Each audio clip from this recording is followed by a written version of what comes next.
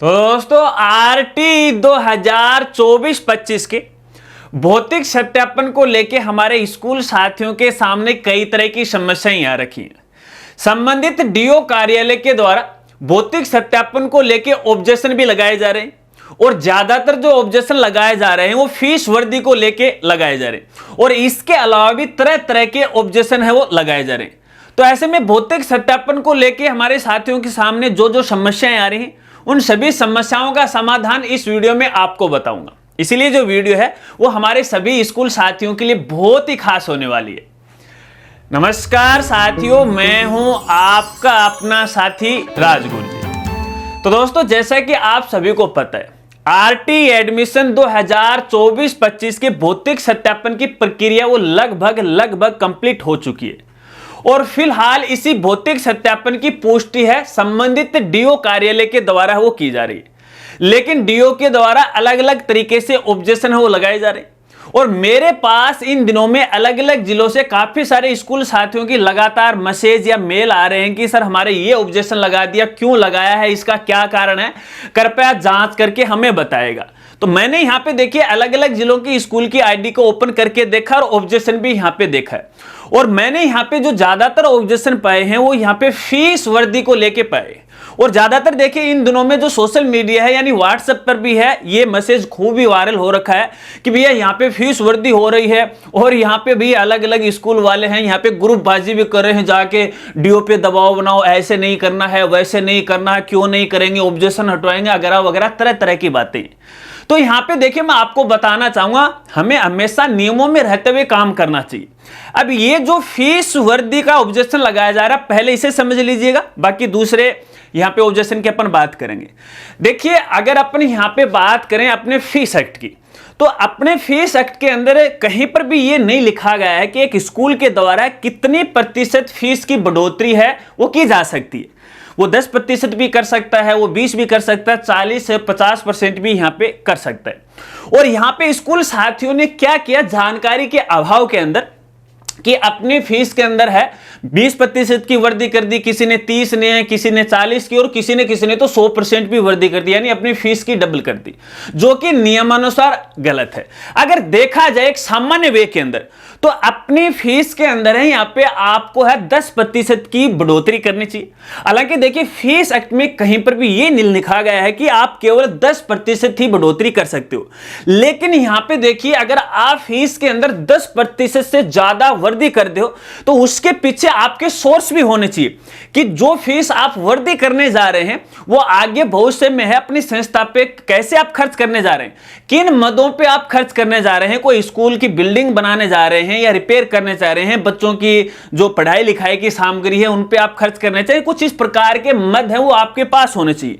अगर उन मदों को आप सही तरीके से एडजस्ट करते हो, संबंधित अपना जो प्रबंधन है फीस का प्रस्ताव भेजता है मद अनुसार फीस समिति को, तब जाके आप यहाँ पे फीस में वो परिवर्तन कर सकते हो। लेकिन भैया मेरे जैसे बोले डाले स्कूल साथियों ने क्या किया कि यहाँ पे चलो सीधी पोर्टल के ऊपर फीस चढ़ा दी है, यहाँ पे डबल कर दी। उन्होंने सोचा कि यार आरटी में तो अच्छा खासा पैसा वो मिल रहा है, तो भैया उसका देखिए नतीजा अब यहाँ पे ये हो गया। देखिए मैं आपको यहाँ पे बताना चाहूंगा, अभी थोड़े दिन पहले की बात है कि संबंधित अपने शिक्षा निदेशालय बीकानेर के द्वारा फीस को लेके एक आदेश जारी किया गया था कि जिन स्कूलों ने 20% से अधिक 20% या इससे अधिक फीस की वृद्धि कर रखी है उसकी वो जांच करवा रहे। पहले भी यहाँ पे जांच हुई है और जहां तक अभी मेरे पास जो भी गुप्त सूचना आपको बताना चाहूंगा इसकी पुनः यहाँ पे जांच है वो होने वाली है। अब यहाँ पे मैं आपको बताना चाहूंगा, ठीक है आपने यदि फीस वृद्धि की है कोई बात नहीं है, लेकिन इसके पीछे सोर्स तो होने चाहिए ना आपके पास, आपकी जो कार्रवाई है ना वो तो कंप्लीट होनी चाहिए ना। मैंने बताया कि अपने स्कूल साथियों ने डायरेक्ट पोर्टल के ऊपर है फीस की एंट्री कर दी, ना तो अपने जो कार्य करनी होती है फीस वाली उसके अंदर उन्होंने कार्रवाई की है अच्छी तरह से, ना तो लिखा है। अगर कुछ नहीं यहाँ पे लिखा है तो 1-2 पेज में ही अपनी फीस कमेटी को कंप्लीट कर लिया। हालांकि यहाँ पे देखिए मेरे साथ बहुत सारे स्कूल साथी हैं ऑल ओवर राजस्थान से जुड़े हुए हैं, तो उन्होंने कार्रवाई की, तो उनका काम अच्छा है, उन पर किसी प्रकार के फीस को लेके कोई ऑब्जेक्शन यहाँ पे वो नहीं लगा हुआ। अब अब यहाँ पे देखिए हमारे द्वारा भी एक पीडीएफ फाइल तैयार की गई है, जिसके अनुसार यहाँ पे देखिए जो भी अपने नियम है, नियम अनुसार मैंने यहाँ पे पूरी कार्रवाई करके यहाँ पे वो बताई है। अगर आपने अभी तक ये फीस के समिति वाली पीडीएफ फाइल को डाउनलोड नहीं किया है, अगर आपने नहीं देखा है तो डाउनलोड कर लीजिएगा। ये आपके लिए ठीक रहेगा, आपकी संस्था के लिए ठीक रहेगा। डाउनलोड करना चाहते हैं तो आप हमारे साइट पर विजिट कर सकते हैं, डाउनलोड कर सकते हो, लेकिन ये पेड है। अब कुछ साथी ये कह सकते हैं कि राजगुरु जी आप तो पैसा कमाना चाहते हो। अरे भैया, अगर आप 200, 400, 500 रुपए है अपनी संस्था के भविष्य के लिए, हित के लिए खर्च कर दोगे तो इसमें कोई बुरा थोड़ी हो जाएगा।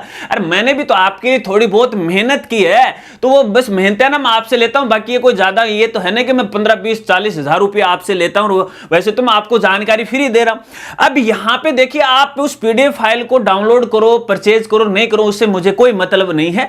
लेकिन अगर आपने नियमों के विरुद्ध इस प्रकार का काम किया है, फीस बढ़ोतरी की है, तो आपकी यहां पे जांच होने वाली है। और यहां पे देखिए आपकी पुनः जांच भी होगी। मैं आपको बताना चाहूंगा, जिन साथियों को नहीं पता है उनको मैं बताना चाहूंगा।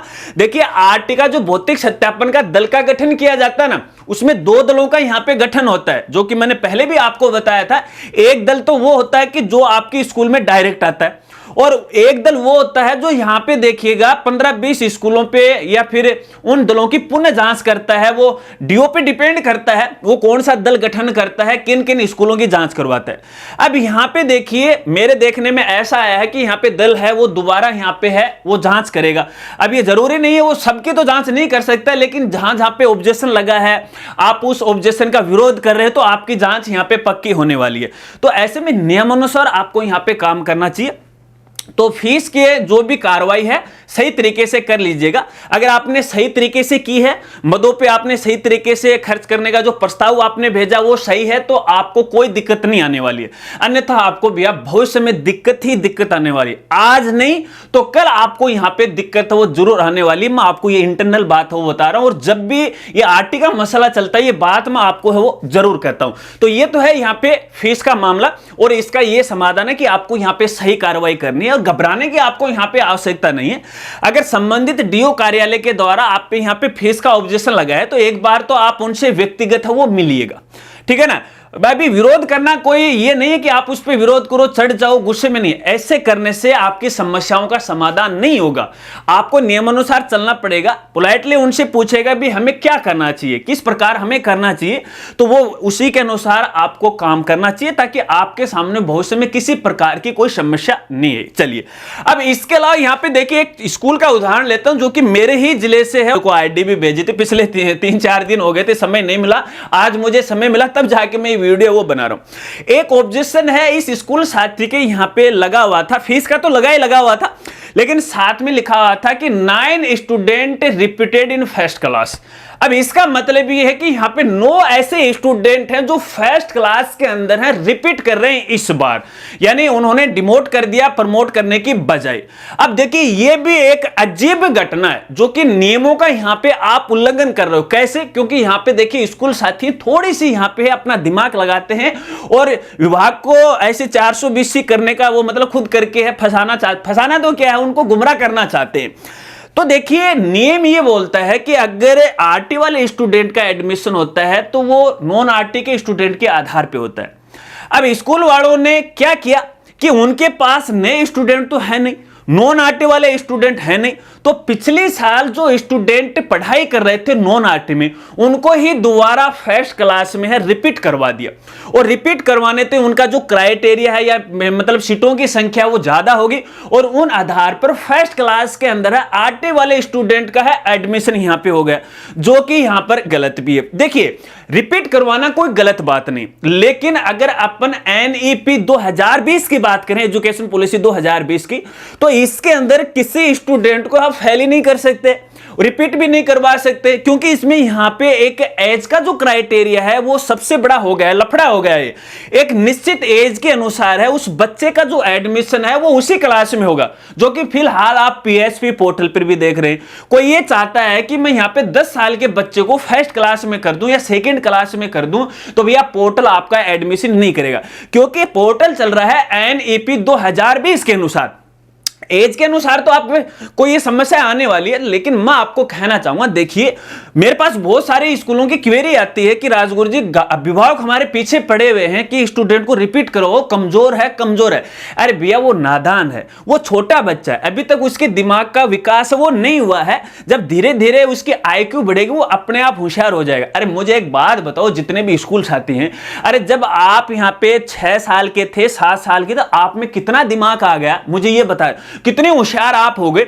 जब हम पढ़ते पढ़ते 9वीं 10वीं क्लास के अंदर आए थे, तब जाके थोड़ा बहुत ये माथा है वो खुला था कि भाई ये भी पढ़ाई होती है, तो वो अपने आप है वो सीख लेगा। रिपीट करवाने से उसकी IQ वो नहीं बढ़ेगी, उस पर प्रेशर ही बढ़ेगा। हाँ, उसके लिए आप एक्स्ट्रा मेहनत करवा सकते हो। आजकल तो क्या कर रहे हैं, 2.5 साल के 3 साल के बच्चों को स्कूल में डाल देते, ये कहां का न्यायोचित है। इसलिए NP के अंदर भैया 6 साल का जो बच्चा है ना वो फर्स्ट क्लास में होना चाहिए, इसलिए ये रूल है वो बनाया गया। लेकिन सारा सिस्टम है ये स्कूल वालों ने गड़बड़ कर दिया। ज्यादातर हमारे प्राइवेट स्कूल साथी इसके अंदर लिप्त हैं अपने निजी स्वार्थ के लिए, जो कि गलत है। इसमें देखिए बच्चे का जो भविष्य वो खराब होता है, क्योंकि अपनी एजुकेशन इस तरह से हो, केवल वो एक किताबों की एजुकेशन होगी, इसमें कोई स्किल एजुकेशन नहीं है कि भविष्य के अंदर है बच्चे को क्या सिखाया जाएगा। जैसे चाइना वाले ना छोटे छोटे बच्चों को ना पिलास पेचकस हथौड़ी दे देते हैं कि भैया ये सीखो, प्रैक्टिकल करो, लेकिन अपनी एजुकेशन पॉलिसी में ऐसा कुछ भी नहीं है। तो यहां पे देखिए मैं आपको बताना चाहूंगा कि आपने जो रिपीट करा रखा वो नियमानुसार गलत है।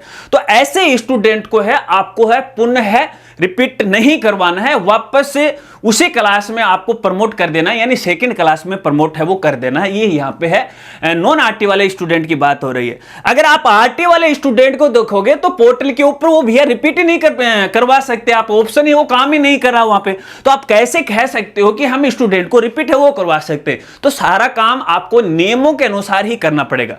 सभी स्कूल साथियों को मैं कहना चाहूंगा, किसी भी स्टूडेंट को आप रिपीट है वो मत करवाएगा, वो कमजोर है तो उसके लिए आप एक्स्ट्रा व्यवस्था वो कीजिएगा, नियम अनुसार कीजिएगा। शिक्षा विभाग ने बहुत सारे नियम है वो शुरू कर रखे, उसी के अकॉर्डिंग है उनको है तैयारी करवाएगा, ताकि उनके भविष्य में किसी प्रकार की कोई समस्या वो नहीं आए। चलिए इसके बाद यहाँ पे कुछ और तरह के ऑब्जेक्शन लगाए जा रहे हैं, मैं आपको यहाँ पे बताना चाहूंगा। कुछ ने तो यहाँ पे संख्या गलत भर दी। संख्या गलत का मतलब यह है कि जो भी भौतिक दल आया था अपने यहाँ पे, और जो अपना जो निरीक्षण प्रतिवेदन उसमें जो रिपोर्ट लिखी थी ना, वो सेम की सेम उनको पोर्टल पे वो चढ़ानी थी, लेकिन वो सेम की सेम उन्होंने चढ़ाई नहीं, डाटा मिसमैच हो गया, इस वजह से ऑब्जेक्शन लगा।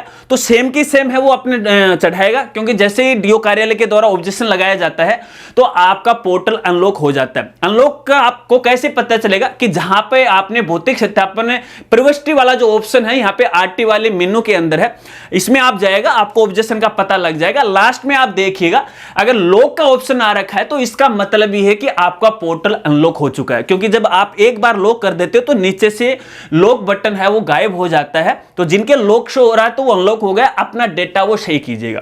और इसके अलावा यहाँ पे देखिए जो फीस की एंट्री है, कुछ साथियों के सवाल भी आ सकते हैं कि हमने यहाँ पे 25-26 की डेटा एंट्री नहीं की है। तो भैया देखिए समय के अनुसार है आपको करनी चाहिए, इसमें फिलहाल मेरे पास कोई समाधान नहीं है, लेकिन आप वेट कीजिएगा, सभी समस्याओं का समाधान भी हो जाएगा, पोर्टल को अनलॉक भी किया जाएगा। धीरे धीरे हम प्रयास हैं, मैं पिछले 15-20 दिनों से है वो काम नहीं कर रहा था अपने चैनल के ऊपर, है अब करने लगा हूं, तो धीरे धीरे प्रयास करेंगे आपकी सभी समस्याओं के समाधान के लिए।